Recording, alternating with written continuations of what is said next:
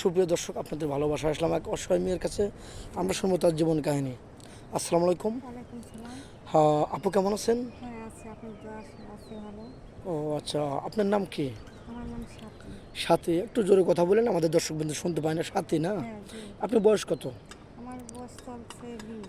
20 বছর বয়স না? হ্যাঁ। তাহলে তো বিয়ের বয়স হয়ে গেছে। আপনি পড়াশোনা করেছেন? আমি ক্লাস 7। ক্লাস 7 পর্যন্ত পড়ছেন? আর আর বেশি পারেন নাই? না, না। কেন, আর্থিক সমস্যা নাকি অন্য কোনো ঝামেলা? হ্যাঁ, ছোটকালে বাবা মারা গেছে, মা মারা গেছে। মামার কাছে বড় ও, হয়েছি। তাহলে একদম অসহায় গরিব। হ্যাঁ, আমার মামা হচ্ছে ভ্যান চালায়, আমাদের বেশি পড়া দিতে পারে নাই। তাই ও আচ্ছা আচ্ছা, আপনাদের বাড়ি কোথায়? সিরাজগঞ্জ। সিরাজগঞ্জ। ওখানে আপনি বেড়ে উঠছেন ছোটবেলা থেকে? হ্যাঁ, ওখানে ওটা আপনার জন্মভূমি নাকি? হ্যাঁ, ওটি আমার জন্য। আচ্ছা, আমাদের ভিডিওতে কি জন্য আসছেন? কিছু সহযোগিতা লাগবে না বিয়ার জন্য? চাইছি যে আমার কেউ নাই, মামার কাছ থেকে ছোটকালের থেকে বড় হয়েছি। এখন আচ্ছা, আমি চাই যে আমার সামনে একটু উন্নতি হোক, বা সেটাই পেশাতে চাই। করে জীবনযাপন হ্যাঁ, করতে চান? জীবনযাপন করতে চাই।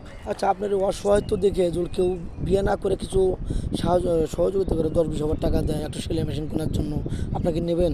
হ্যাঁ, সেটা যদি কেউ আমার সাহায্য করে সেটা আমি অবশ্যই গ্রহণ করবেন গ্রহণ ইনশাল্লাহ? করব। আপনি তো মুসলমান না? হ্যাঁ, জি। নামাজ কালাম পড়া হয়তো? হ্যাঁ, নামাজ পড়া মুসলমান, করি। নামাজ কালাম পড়তে হবে। তো যাই হোক, আপনার বাংলাদেশের 64 জেলা কোন জেলাটা ভালো লাগে? কোন জেলায় বিয়ে বসতে চান? যেখানে আমার ভালো, কে আমার ভালো হবে, যে আমাকে যে ভালো ভালোবাসতে কেউ দায়িত্ব পারবে, নেবে, হ্যাঁ। যে আমার দায়িত্ব কে নেবে, যে আমাকে ভালোবাসবে, দিন পর যে আমাকে ভালোবেসে খাওয়াতে পারবে, আমি তাকেই চাই আমার ও জীবন। মানে যে কোনো জেলা হলে চলবে? জেলা নেই কোনো নাথিং? না, সে খালি খাওয়া পড়া বাসা বাসা রাখতে হ্যাঁ, পারলে হয়েছে নাকি?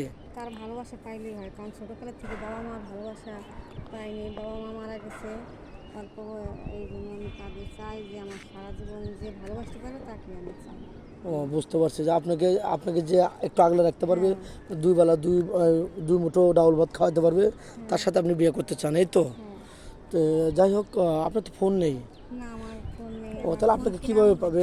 ফোন দেওয়ার মতো কেউ নাই। ও আচ্ছা আচ্ছা, ফোন আদৌ আপনি কিনে নেই নাকি? হুম। এখন আপনি কি করতেছেন? দর্জি কাজ করেন নাকি অন্য কিছু করেন? এখন আমি কিছুই করি না। দুইটা মেয়ে, তিনটা মেয়ে পড়াই, এভাবেই আমার জীবন চলতেছে। ও আচ্ছা আচ্ছা, 2-4টা হ্যাঁ, বাচ্চা কাচ্চা লেখাপড়া করেন। হ্যাঁ, জি। এই দেখে আপনি দিন যায়, আপনার মামে কি ব্যবহার ভালো করে নাকি খারাপ করে? মামি তো বুঝেন না, মা যার পড়ার মা মেয়ে, জি আছে জি জি। সে মামি আর কতটা তার সময়কে সে ভালো জানে, সময়কে খারাপ জানে। ও মামা আচ্ছা, ভালো মন্দ মিলে আছেন আর কি, মিলে খুবই কষ্টে আছেন। এখন কষ্টে আছে। কোনো প্রবাসী ভাই যদি একটু দাড়ি বড় হয়েছে বা একটু বয়স আপ হয়ে গেছে, তাতে কি আপনার প্রবলেম হবে? না, সমস্যা না। সে আমাকে যদি একটু আমি, সে আমার একটু খাওয়াতে পারলেই হয়, আমার দিন চলে গেলেই হয়। ও আচ্ছা আচ্ছা, আপনার তেমন একটা চাহিদা নেই নাকি? হুম। আপনার দিন দান গেলে হয়েছে, এই তো? জি। তো যাই হোক, মেয়েটা কোনো ফোন নেই, 2-4-5 মিনিটের মধ্যে জীবন গল্প শেষ করা যায় না। মেয়েটা খুবই অসহায়, লাজুক প্রকৃতির মেয়ে, অনেক ভদ্রতার সাথে বড় হয়েছে। তো ভালো থাকবেন, সুস্থ থাকবেন, মেয়েটার জন্য দোয়া করবেন। আল্লাহ হাফেজ।